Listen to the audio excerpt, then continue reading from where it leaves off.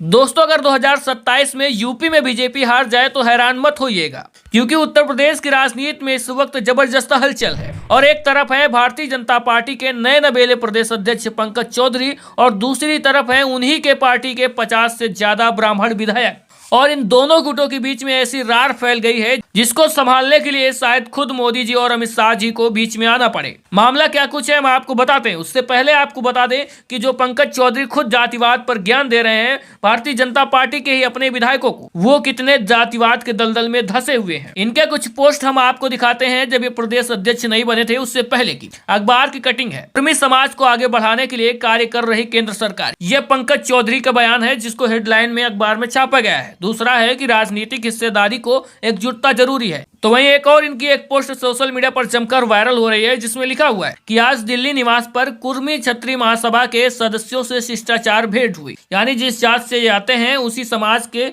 महासभा के लोगों से शिष्टाचार भेंट कर रहे हैं। ये इनकी पुरानी पोस्ट है। यानी जो अपने जाति के लिए अगर कुछ हो रहा है तो इनको कुछ दिक्कत नहीं है। तो ऐसे में एक सवाल बड़ा उठ रहा है कि क्या पंकज चौधरी के एक सख्त बयान ने ब्राह्मण नेताओं को बगावत पर मजबूर कर दिया है। आज इस हम वीडियो में जानेंगे कैसे भाजपा के अंदर की ही सिरफुटौल इनके हार का कारण बनने जा रही है। दोस्तों, ये किस्सा पूरा शुरू होता है कुशीनगर के विधायक पीएन पाठक के लखनऊ स्थित आवास से, जहां दिसंबर के आखिरी हफ्ते में एक डिनर का यानी सहभोज का आयोजन किया गया। इस बैठक में करीब 52 ब्राह्मण विधायक एमएलसी शामिल हुए। ऊपरी तौर पर इसे एक सामाजिक मिलन कहा गया, लेकिन राजनीति में कुछ भी यूं ही नहीं होता है।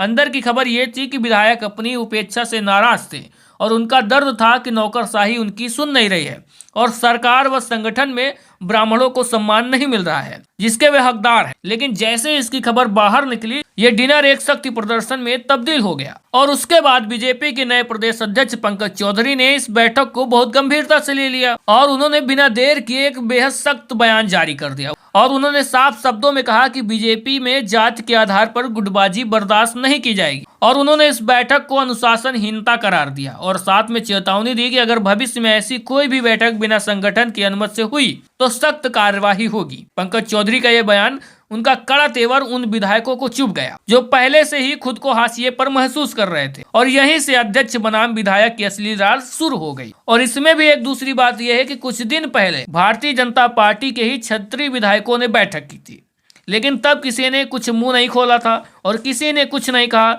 और जैसे ही ब्राह्मण विधायकों ने बैठक कर ली, उसके बाद सबके मुंह खुलने लगे और इसको अनुशासनहीनता बताने लगे। तो ऐसे में जो ब्राह्मण विधायक है पहले से कह रहे हैं कि उनकी नहीं सुनी जा रही, संगठन में अधिकारी नहीं सुन रहे हैं, उपेक्षा की जा रही है। और उनके ही पार्टी के प्रदेश अध्यक्ष का ऐसा सख्त बयान आने के बाद और भी इस चीज पर मोहर लग गई कि वास्तव में हाँ, इनके साथ ज्यादती तो हो रही है। तो वहीं यूपी की सियासत में ब्राह्मण वोट बैंक लगभग 12% है, जो किसी भी दल की जीत के लिए निर्णायक होता है।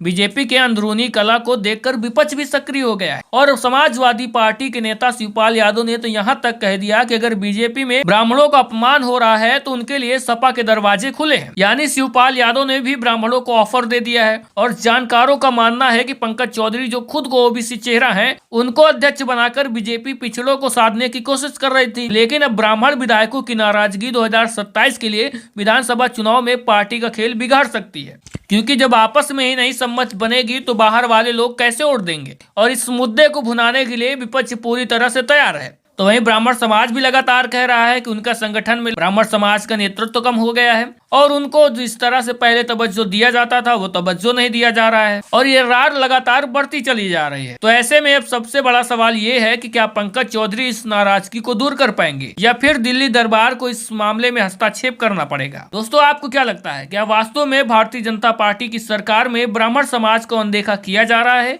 या नहीं, या सिर्फ एक जाति विशेष के लिए पूरा सिस्टम काम कर रहा है? कमेंट बॉक्स में अपनी राय बताइएगा। और साथ में अगर दी गई जानकारी अच्छी लगी है तो ज्यादा से ज्यादा लाइक और शेयर करके चैनल को भी सब्सक्राइब और फॉलो करिएगा।